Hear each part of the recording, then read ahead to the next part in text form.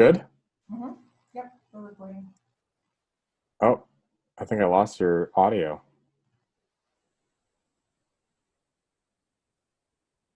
Can you hear me? There we go. Okay. I don't know what happened. I'm gonna mute Anyways. myself in between, so Okay, cool.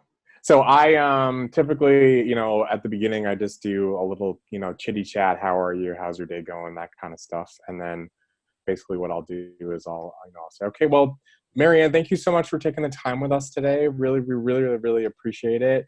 What I love to start out doing is sharing my why I'm here sitting with you talking about solar. Is that okay for you?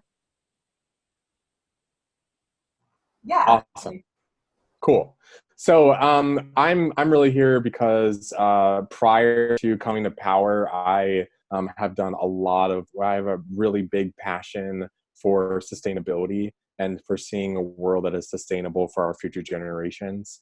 I actually worked for Greenpeace before this, the largest international environmental organization in the world, and really for me, it's about getting as much sustainable, clean, renewable energy on roofs as humanly possible. So our grandchildren, our children have clean water, clean air, and clean food. And there's a lot of different reasons why I really am super passionate and love this job. We get to help people on so many different levels. We get to offer something, electricity, that everybody needs, that's price protected and at a lower rate than you're paying right now. That comes from a clean, renewable resource that promotes a sustainable future, and comes from the most abundant resource in the universe, the sun, which isn't going away anytime soon, right? Yeah, We right. hope. Yeah. So the purpose of today's meeting is to determine if solar makes sense for you and your family. We're going to do a little overview of Power, go through our evaluation process, answer all your questions. And the great news is that we have an option that works for almost anyone. So by the end of this, it should be pretty clear if solar makes sense for you or not. And if it does, then we'll help you take the next steps. And if it doesn't, no worries. Well, thank you for your time. And maybe you know someone that we can help. Does that sound fair? Yeah, that would be great. Awesome. So the first thing that I would love to do is ask you a few questions to get a better understanding of your situation so we can find the best option for you. Is that okay? Yeah, let's do that. Cool. So, Marianne, I would love to hear, what do you know about solar? So I have looked into solar, considered it for some time now, and I don't really know anybody that's gone solar before, but it's always been intriguing to me because I have seen them popping up around the neighborhood and have just been kind of curious, but I'm not really sure exactly how it works and how how if that's financially beneficial. Awesome. That's very good. And you know, uh, what what is your main motivation for going solar? Why are you looking into it now? Well, because I mean, my bill isn't really that high, but I know that in the future it could get that way. Hmm. And, I want to know if there's a way that I can cut my costs now. And I'm just kind of, looking at my budget. I'm looking at ways that I can cut expenses or, generate other means of, income coming in. And this is one of those things that has always kind of piqued my interest. Plus, I'm really passionate about the same things too. So, I would really like to create a place that has clean water, clean energy, you know, just a clean atmosphere. Amazing. That's super awesome. I love to hear that. Thanks for sharing. Very cool. So, tell me what your biggest questions or concerns are when it comes to solar. So I don't really know exactly what to ask because I don't know enough about it. So I'm sure I'll have questions as we go through, your presentation. But Hmm. I guess like the biggest thing for me is it going to save me money or is it going to cost me? Like, what's it going to cost me? And is it something that I'm eligible for? Am I going to be able to put this on my home? And is it going to do what you say it's going to do?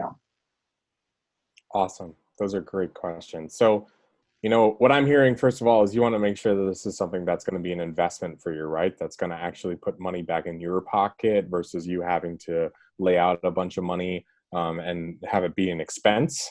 Yeah. And also, eligibility. Is it even possible for you to do this? And I totally understand that. Not everybody can go solar, but the good news is that most people can. So that's really great. And we're going to step through in detail sort of the eligibility and the qualification process. Okay. And then, of course, obviously, you want to make sure, what I'm hearing on the last point is that you want to make sure that, that the production is going to be there, that the solar panels are going to perform, and that they're backed up by warranty, perhaps? Mm-hmm. Yeah, warranty. I just want to make sure that it's not going to cost me more, in that time frame down the road while I'm still paying for this loan. Are there going to be costs that I'm not expecting? Absolutely. 100%. Those are all great questions. Anything else? No, I mean, I might, like I said, I might have some questions as you kind of go through it that pop into my mind, but. Awesome. That's great. Well, typically folks have like a really long list, so that's great. Let's jump right into this here. So what we're going to do today is kind of do a little bit of an overview of the current situation that you have with Duke. We're going to do a little overview of solar itself, sort of talk a little bit about why solar, why is solar even going mainstream these days, a little bit about power, who we are, and why choose us. And then we're going to look at an actual design and proposal that was built specifically for your home. Does that sound good? Yeah, that sounds perfect. Awesome. So tell me a little bit about your electric bill. Are you the one who pays the bill? I do, yeah. Okay. And do you typically just pay it, or do you actually look at the bill in detail? It's auto paid. Typically, I like to be paperless. Awesome. Yep, I do the same thing. Very cool. So have you ever received a bill that was higher than you expected it to be? Yes, definitely, especially towards the summers. All right. And how much was that bill? What was your highest bill that you've ever paid? So I think this past year, I would say my highest bill was probably maybe 180, 200. Okay. 180 to 200. Very good. And what was the lowest bill you've ever seen? Usually I'm right around in the 100 range. Okay, $100. Nice. Yeah, in the winter sometimes it can get down to maybe even 60s or so. Oh, nice. That's awesome. Very cool. Okay. So do you know how we're billed for electricity? What do you mean by how? You mean like how, I mean, do you Yeah. Yeah. So we're billed per kilowatt hour. Have you heard that word before? Okay, gotcha. Yes. Mm-hmm. Yeah. So do you know what a kilowatt hour is? And there's no right or wrong answer to this question. I mean, it's just a measure of the amount of energy that I'm consuming. Yeah. So a kilowatt hour, you can think about it this way, is 10 100-watt light bulbs burning in your house for 1 hour. Okay. And of course, that's how every utility bills for electricity, and that's how our meters are read. So it's the amount of kilowatt hours that we actually use in a monthly billing cycle. So if we pull up the bill you sent over to us, we sort of have a breakdown of the costs. So there are several different ways that we are charged for electricity. So the first thing that we get charged for is being connected to the grid. That's a base charge that everybody has to pay, regardless if you have solar or you don't have solar. And that's a customer charge. And that's the first thing on the line on the bill here, $9.66. Okay. And then you actually get charged for energy twice. So the first time you get charges for the actual generation of the energy, whether it be natural gas, coal, oil, whatever source it is. And the first 1,000 kilowatts are charged at one rate, and then the next 1,000 are charged at another rate. So the Duke Energy has what's called a tiered system. Mm-hmm. So the first 1,000 kilowatt hours is charged at about 7.63 cents a kilowatt hour. And then anything above that, you actually get penalized for using more electricity. So they charge you a higher rate. Isn't that lovely? Wow. Okay. Yeah. Thankfully, you're not actually in the second tier, but I'm sure in the summertime when it gets up there a little bit, you probably do hit that second tier. Right. Then you actually get charged again for energy, because Duke Energy and the rest of the utility companies have a really big issue. They make energy miles from us, and they've got to get it to us somehow. And that's really expensive. That's the grid, that's the power lines, which cost money to repair. It costs money to pay people to continue to fix it. It costs money to pay people to monitor it. And so instead of Duke actually paying for that themselves, they pass all of that cost onto us, the end customer. So we get charged in a tiered rate system, just like the energy charges.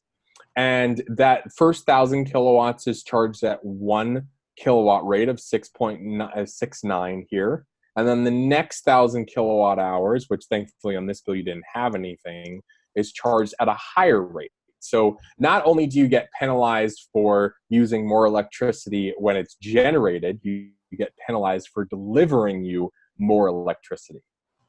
Okay. And then the last thing that's on here is an asset securitization charge. This is actually a debt that Duke Energy holds. It's a $1 billion debt from the Crystal River plant there. They actually busted up a part of the plant, a cylinder. They had to go out and try to fix it. They couldn't fix it, and then they had to basically put $1 billion into replacing the cylinder. And this is actually a debt that they have spread across basically their million-plus customer base. So each one of us pays a little portion of this, and this is going to be on your bill for the next 20 years. Wow. Okay. Isn't that nice? Yeah. I don't really look at the bill in detail like this, so. Yeah. You've got a couple other things on here too. It looks like you've opted in for home wiring repair and also the heater. Those are a couple of small charges there. And then of course the state and the city take a little tax. They charge Duke Energy a franchise fee and a utility tax, and they pass all of that on to us as well. So when you look at this bill, can you tell very clearly what you actually pay per kilowatt hour? No, because we're at different ranges, and there's so many extra fees and things on there that, especially the repair stuff, which isn't really electric costs. Yeah, absolutely. 100%. So the easy way to figure this out is we have to take the total bill amount. Now we're going to minus this $6.99 and this $5.99 that are charges that you have opted to have on there that are not based on any kind of electric usage. So if we minus those two costs for the home wiring and the water heater, we are at $111.15. Okay. So then what we need to do is we need to divide that number by 783, which is the amount of kilowatt hours that you used in the month. Okay, that makes sense. So you're gonna get a total of 14.1 cents a kilowatt hour. Okay. So you can see how convoluted the sort of visibility into your power usage is, right? I mean, there's so many charges on here, and like you mentioned before, trying to figure out how much you pay per kilowatt hour is not an easy task unless you actually look at the entire bill, break it down, and divide that and do that little math. You would think that they would just make it easy, right? Yeah, one would think, right? But I guess Yeah. on auto pay, things can slip through the cracks. Yeah, that's absolutely true. Definitely. So basically, if you can think back about 10 years ago, Was your bill higher, lower, or the same that it is today? Oh, it's definitely higher. Well, It was it's higher. hard to tell because I moved and, into Okay. different area and utility company. Yeah, But yeah. absolutely. I can totally understand that. According to the Department of Energy, rates in Florida have gone up 48% in 20 years. So in 98, rates were at 8% a kilowatt hour. And today, rates are in an average of 11.84 cents a kilowatt hour. You can see that Duke Energy is actually one of the most expensive utilities in the state. FP&L is actually a little bit higher, but Duke is second in that line. You're paying 14 cents a kilowatt hour, which is definitely above the state average. And 48%, Marianne, is a lot in 20 years, isn't it? Yeah, I mean, now I'm thinking, what's it going to look like in the next 20 years? Yeah. And the reason why we don't really see that increase, in this, like, well, how did it get to that point in the last 20 years is because they increase at these little tiny levels, about an average of 4% every single year. I mean, and, let me ask you, if you got your bill on auto pay and you're just sort of paying it, do you think that you're going to notice 4% every single year? I mean, clearly not because, I mean, I didn't even notice that some of those other charges were even on there. Yeah, How long have been absolutely. on that bill? Yep. And, so now that we know kind of a little bit of your current situation, we're going to take a look at solar now and how it can power your home and office and move you away from dependency from Duke and sort of the convoluted way that they charge you for energy. So how does sunshine become solar energy? It's really super simple. Solar panels capture energy from the sun. They channel it into an inverter, and where it's converted from direct current to alternate current, which is what powers your home. It's clean, it's renewable. It is a fantastic source for replacing fossil fuels. And the best part about it is that you're not going to have to deal with any of those rate hikes we just talked about, because you're going to be price protected from that from now on with solar. Okay. Many solar cells are turned into a panel. So the actual cells in the middle of the blue panel here with the white lines is the crystalline cell that actually does the hard work. Everything else around it is an encapsulant, and it's topped off by a bulletproof type glass. And these panels are built tough. So there were multiple times during Irma last year in South Florida and also in the Keys where homes were literally blown off of their foundation, washed down the street. And after Irma blew through, the panels were still intact on the roof and had minimal damage. Wow. Yeah, pretty incredible. I mean, and that's important, right? You want to have these panels be reliant and robust, Yeah. because they're going to be on your roof for a really long time in the elements all day long, every day. So many solar panels form a solar array, and this is a solar system's components. It's panels, inverter, wiring, and a racking and mounting system. So that's why these systems can last 35 to 50 years, because it is such a simple system. There's no moving parts. They go up there on your roof, they get installed properly, and they sit there and they do their thing. Okay. The other thing that's really come along in a huge way in the last 10 years is solar monitoring. This is something that's crucial and really important and gives you real-time visibility into your production and consumption. So you're going to have an application on your phone or laptop or desktop, whatever device you'd like. It's going to give you a look into your production and consumption, and it also is going to continuously monitor your solar system and is for health of the system. And if there are any issues with the system, it's going to alert you. So you can have peace of mind that not only you have real visibility into your production and consumption, but you're also going to always know how your solar system is doing. That's good. So have you heard the word net metering before? Yeah, I have. Cool. Do you know what net metering is? Not exactly. I think it's something to do with the different credits that you produce and consume. Yeah, absolutely. You got it. So a grid-tied solar system works this way. I mean, obviously, most of our power is needed at night, right? I mean, most of us are at work during the day. The kids are at school. We're not using a lot of energy. So the solar system is connected to the grid, and the grid acts like a giant battery. So the grid receives the excess energy that your solar system produces during the daylight hours. You pull energy from the grid at night when there's no sun outside. The Duke Energy credits you for the energy you put on, then deducts those credits at night when you draw, and then they bill you for the difference each month. So energy produced minus energy consumed equals net energy. Okay. Any questions on that? No, I guess just at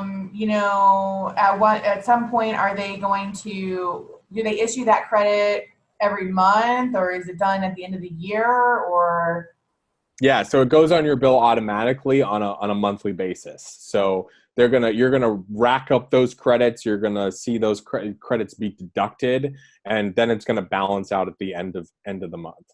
okay. Awesome. So why solar? Do you know every 3 minutes in America now someone goes solar? Wow. Isn't that incredible? I And there are really three reasons why this is happening, and it's happening so quickly, and solar is becoming such a mainstream word and something everyone's doing. Is really number one, price protection, like we talked about before, not having to deal with continuous utility rate hikes. I don't know about you, but have you ever seen a utility company decrease their rates? No. No. No, I never have either.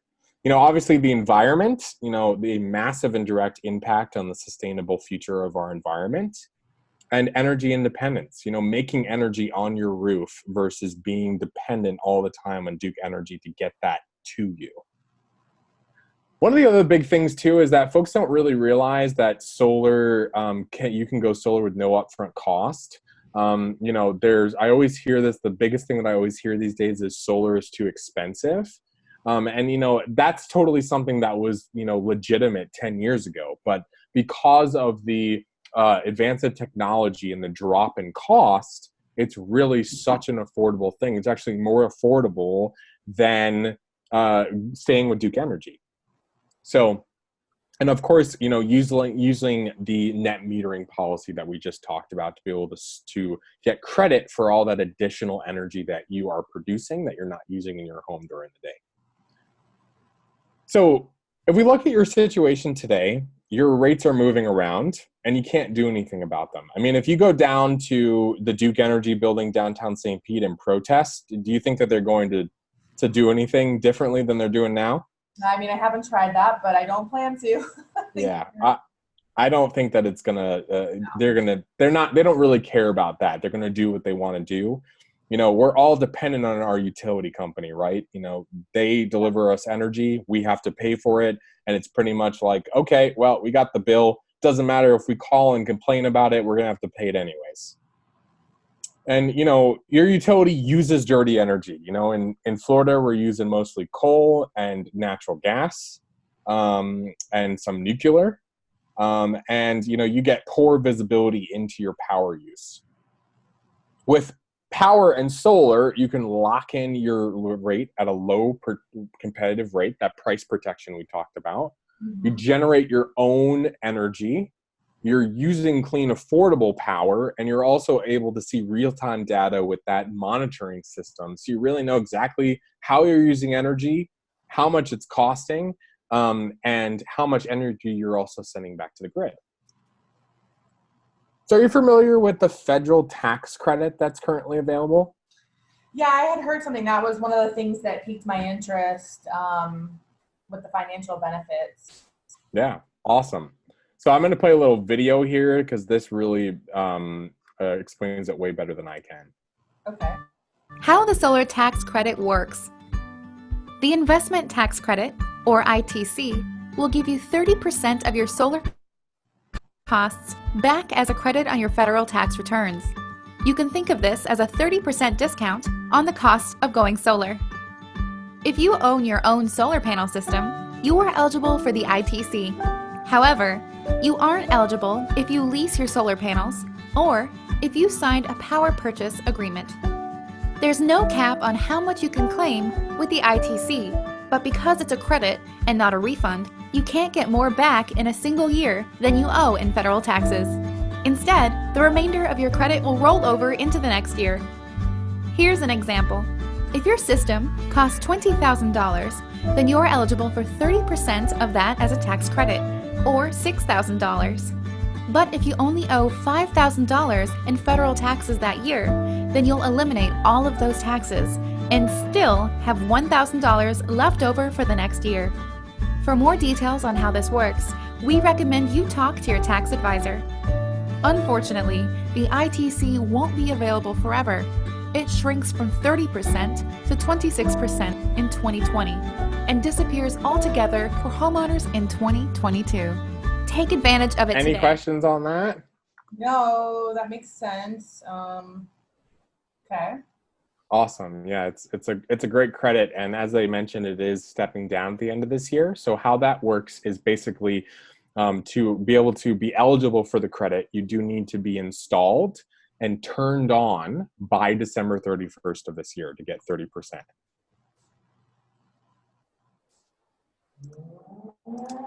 So generally, solar requires a 200 amp main electrical panel in your home. Do you happen to know what size panel you have? Yeah, it's probably a 200.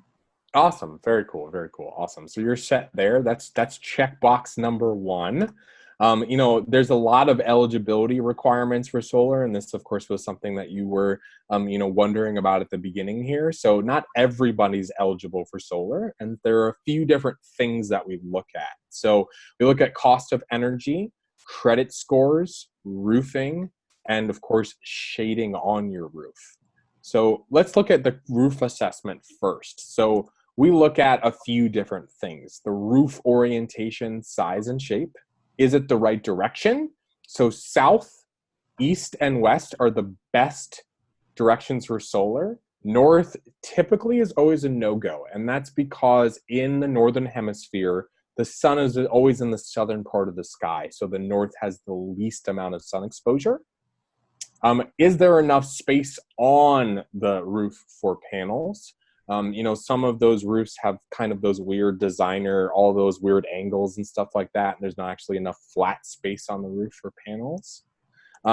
Roof quality. So are the shingles intact? Do they look old or ratty? Of course, we already know that your roof is good to go there. So we got checkbox number 1 and checkbox number 2 there.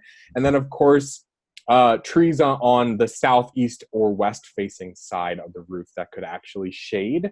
A good rule of thumb with this is if the tree is up against the house, or if the shadow, if the tree was to fall, it would fall on the house. That typically are the trees that are going to shade your roof the most. Of course, we've already taken a look at your roof, and you're good to go on all 3 of these things. So we can check those off. So that's really great. Any questions about this? No, I think we're good there. Awesome. Very cool. So here are some examples of weather and how they affect your solar power production. So cloudy and rainy, you can see a 40 to 90% drop. Heavy fog, somewhere between 15 and 20%. Light fog, somewhere between 8 and 15. Age of the panels, 0.5 to 1% drop per year. And then dirty panels, 1 to 5% in a drop in efficiency. I always say these panels are virtually maintenance free. You really don't have to do much to them. Every time you get a rain shower, you get to wash your panels. And of course, in Florida, that's like every single day in the summertime. It's raining today. Yeah. And, the other thing too is that when we design a solar system, we use a sophisticated design software that actually looks at your home in 3 dimensions. It can actually see where on your roof is the hottest place to be able to place the panels for maximum efficiency. And also, we have 30 years of weather data integrated into the system from NASA.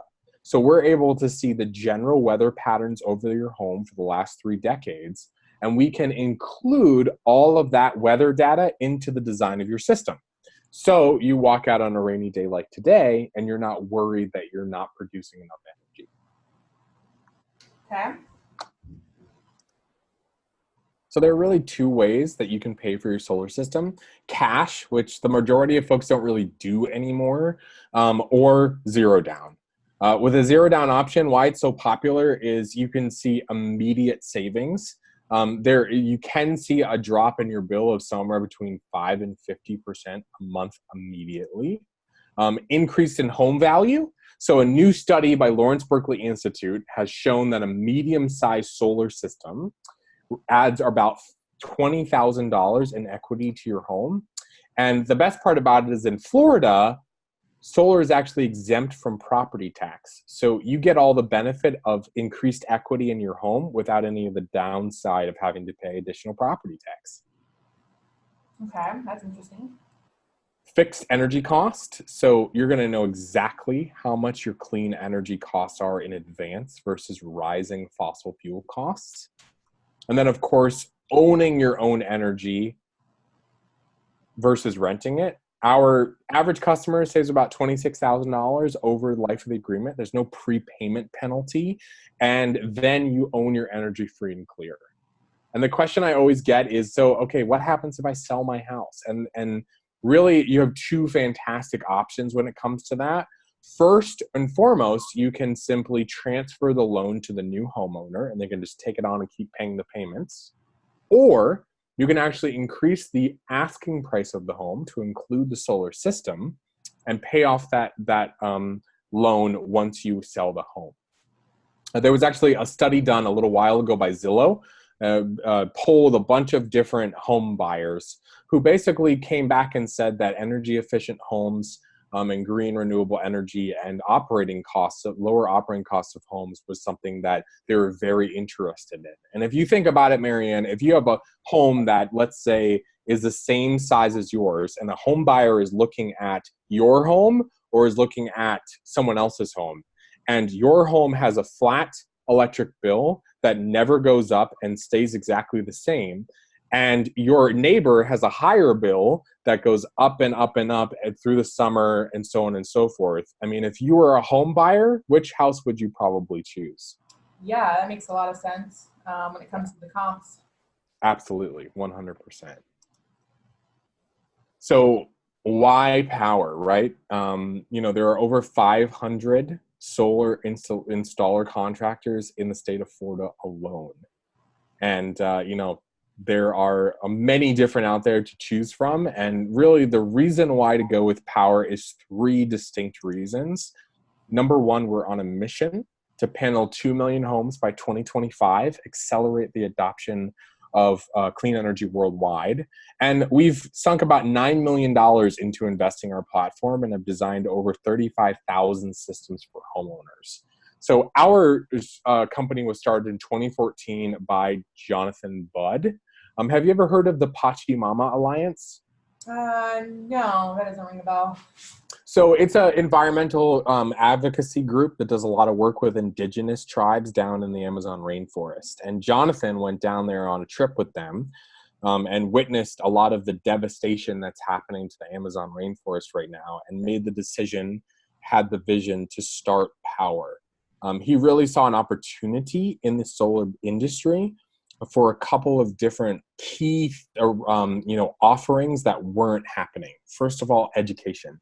Really being able to educate and empower great folks like you so you can make a educated and empowered decision if solar makes sense for you or not and your family. And second of all, just being able to really be able to offer the best of the best.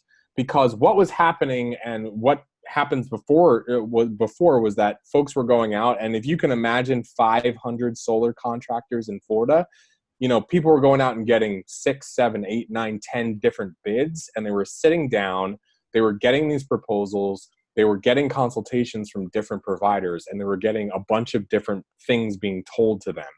And they were sitting down and then looking at all of this and going like, how am I supposed to make a decision? I'm going to try to pull my hair out. Yeah. So what we wanted to do is we wanted to become the Expedia of the solar industry. We do the research for you. We have partnered with the best of the best solar contractor installer in Florida to get your solar system installed, which is Titan Solar.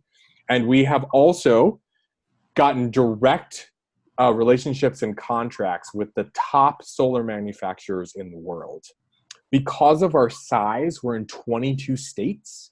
We are able to get wholesale volume discounts from these providers of solar systems. And so we pass all of that cost on to you, or all of that cost savings, on to you.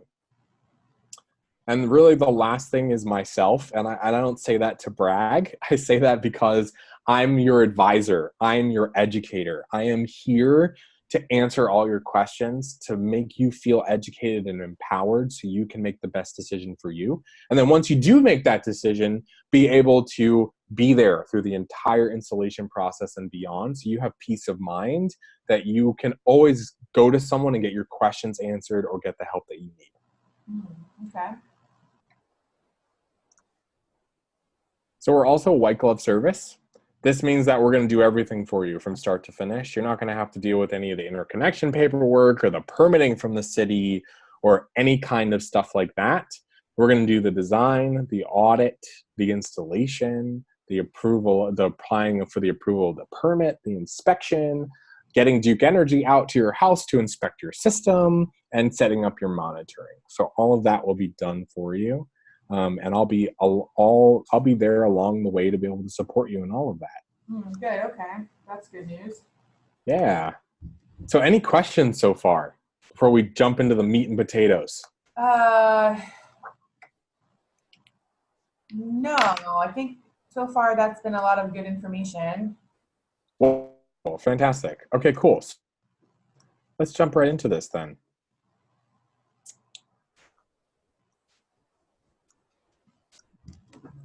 So this is your solar system. Okay. This is a 14-panel system. We are recommending Mission Solar 310-watt panels for your home. The reason why we're recommending these panels is 3 really big, important reasons. Number 1, they're made in the USA in San Antonio, Texas. Number 2, they have a really amazing 25-year performance guarantee warranty. What that means is that Mission Solar has backed up these panels and said that they will lose no more than 0.7% efficiency for the next 25 years, every year for the next 25 years. And thirdly enough, they are hurricane rated. There are only a handful of solar installers in the world that make hurricane-rated panels, and Mission Solar is one of them. And that's really important in a place like Florida, right? Especially with us being in Hurricane Alley. And the last reason is because they have an amazing sense of humor and they're quite hilarious. And these panels are impressive. So I just want to show you a little video here about the panels. Okay.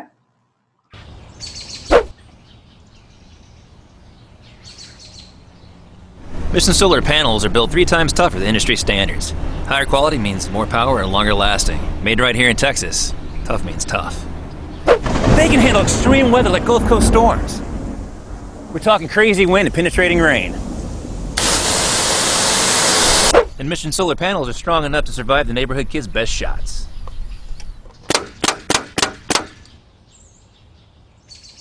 Hail? Hail yeah! Ice cannon! Panels undergo wet leakage current tests, independently tested to 1,000 volts. Let her rip, boys!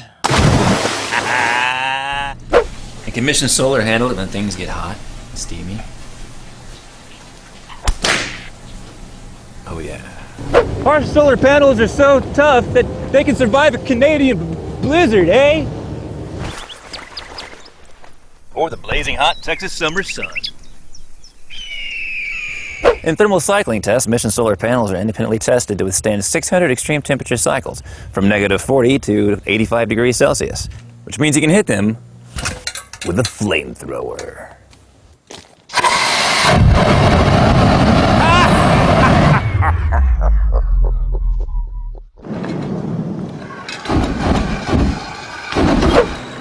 You drive an armored vehicle over them. Roll out, boys!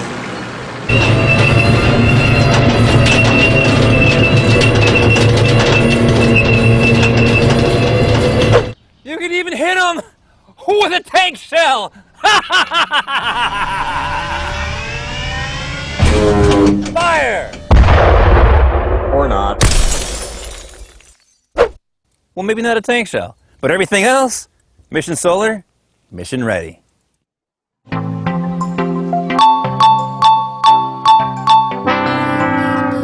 Isn't that a great video? That's pretty funny.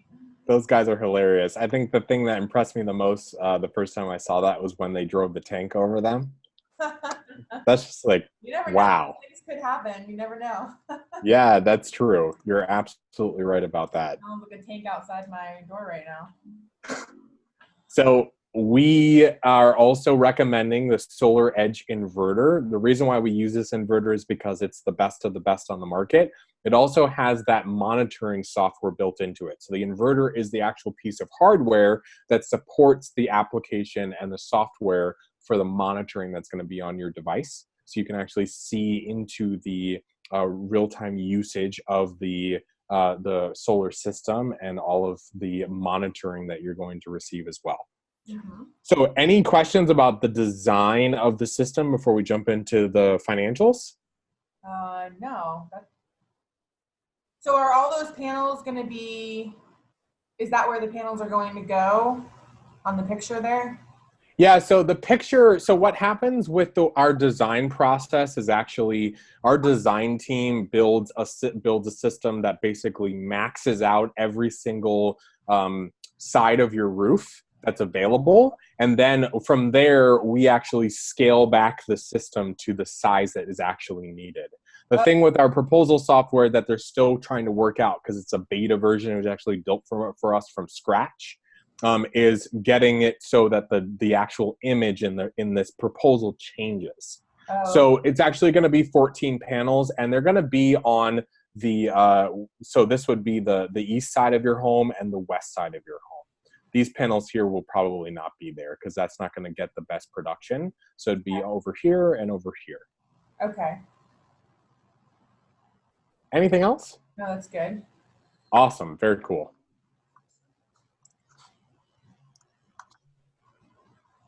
So we put your average electric bill at $95 a month currently over a 12-month period. Does that sound about right to you? Yeah. Okay, awesome. So your Duke Energy works on a 3% price escalator, yearly price escalator. Do you know why that is? No. So that is basically because of a lot of different reasons. Of course, like we talked before, inflation, and also because, the continual rate increases.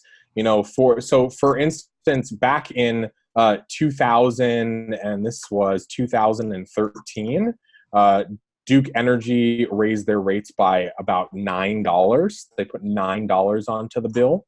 And this is sort of a continual pattern of theirs.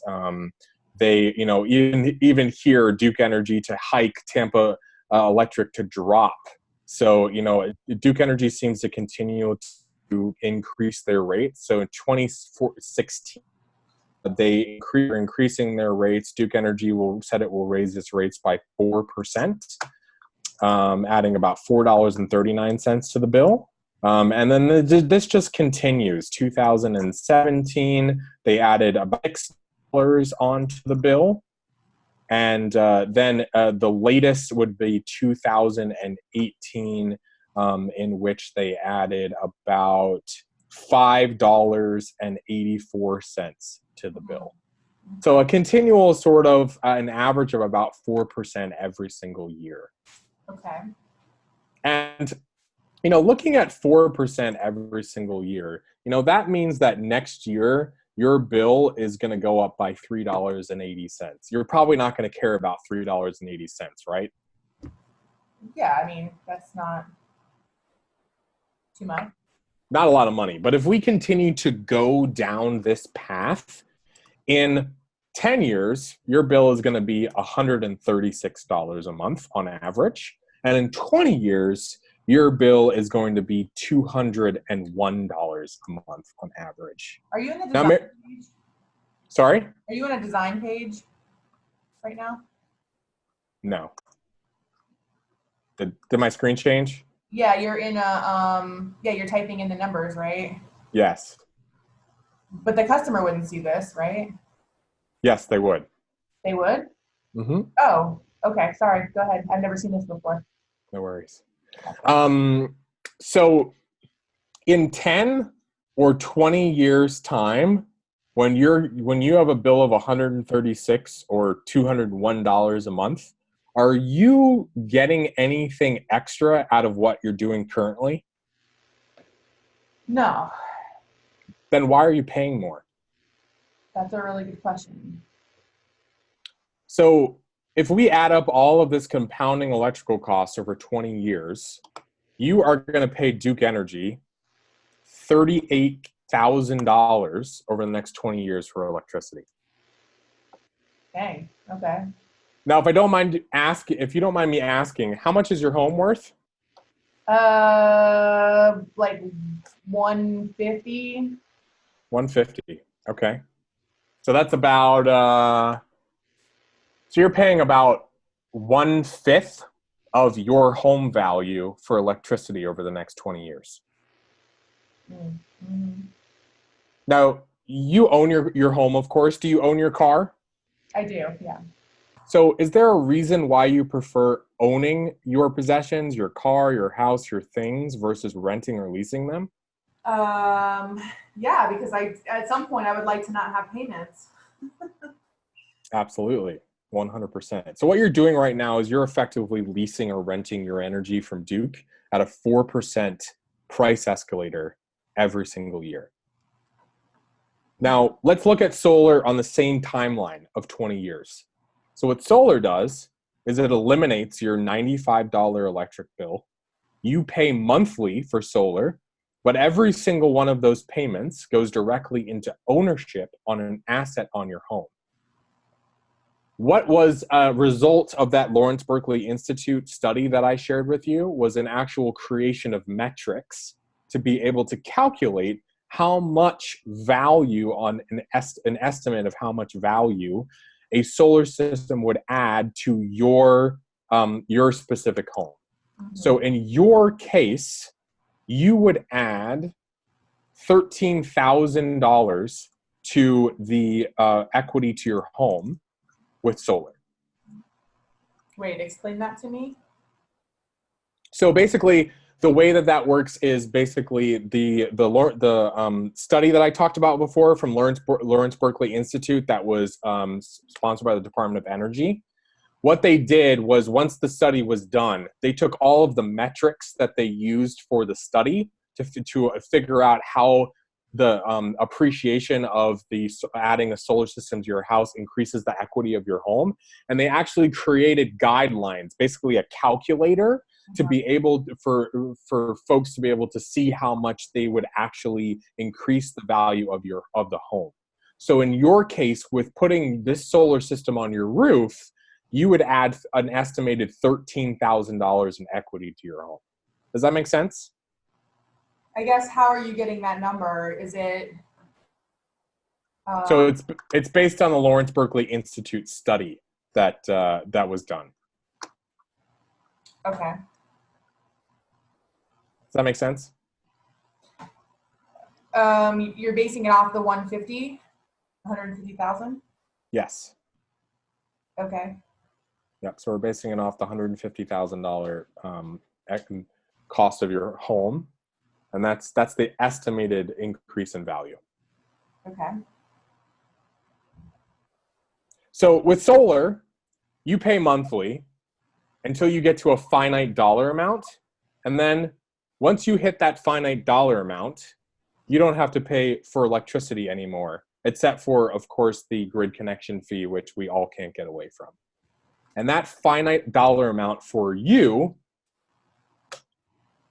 is, excuse me, I can't read my handwriting, is $13,500.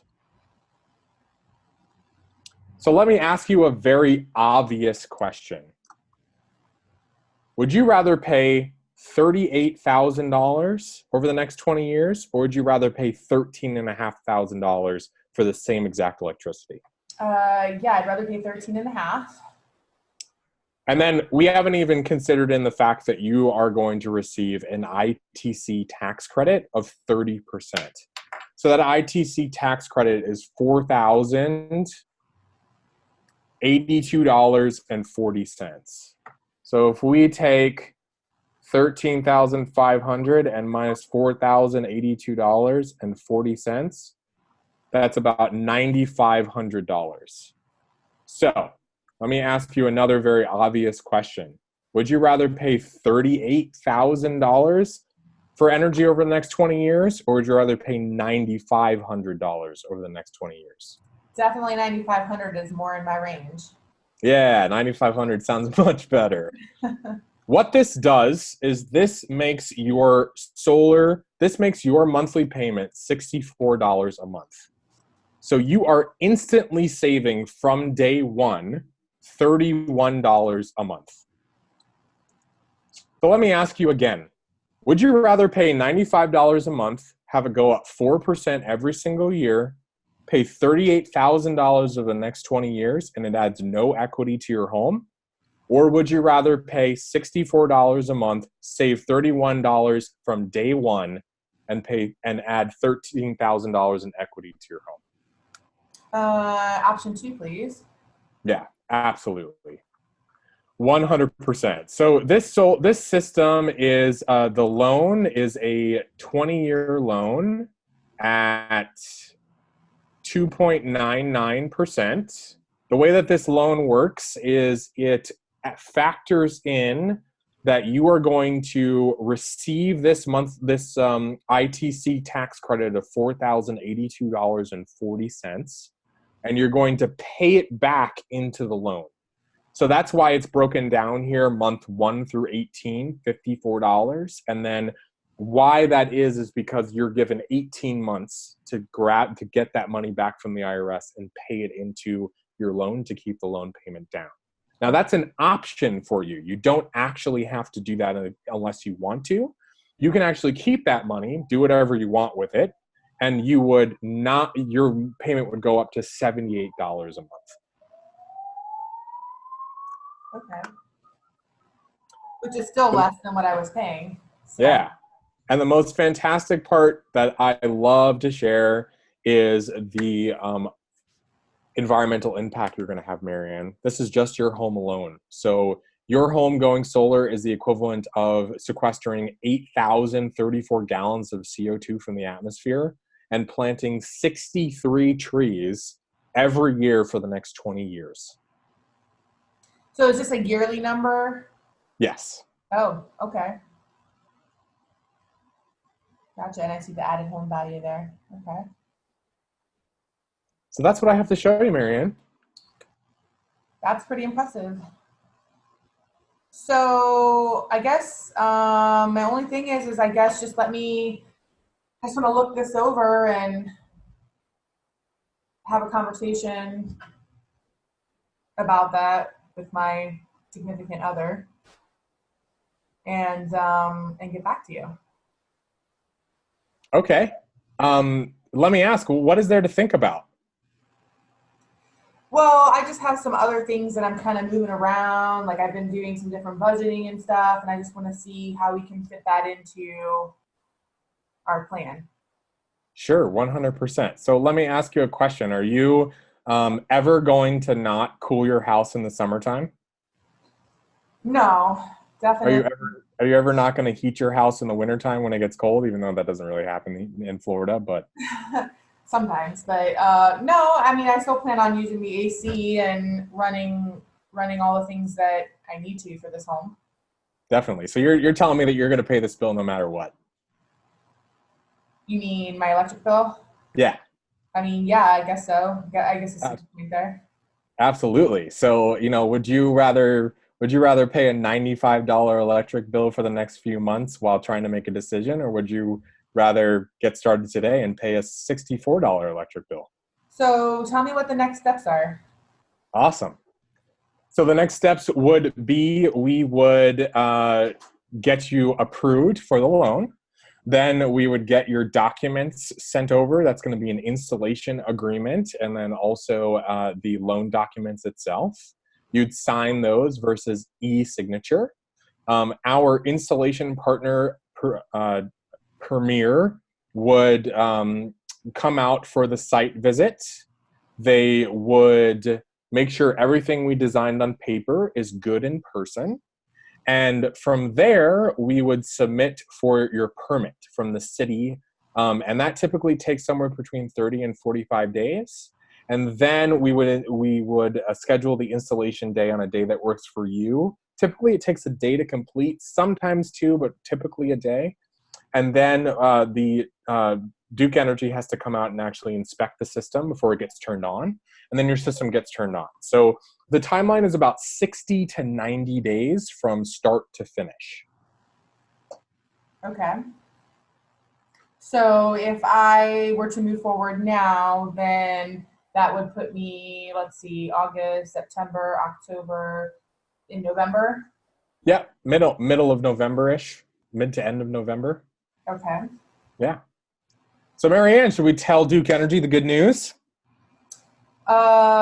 Yeah, I think that this is a really good deal. Like, this is much more, or I guess much less money than I had anticipated. Awesome, great. Well, let's get your financing and your qualification stuff going. Okay, sounds good. Awesome.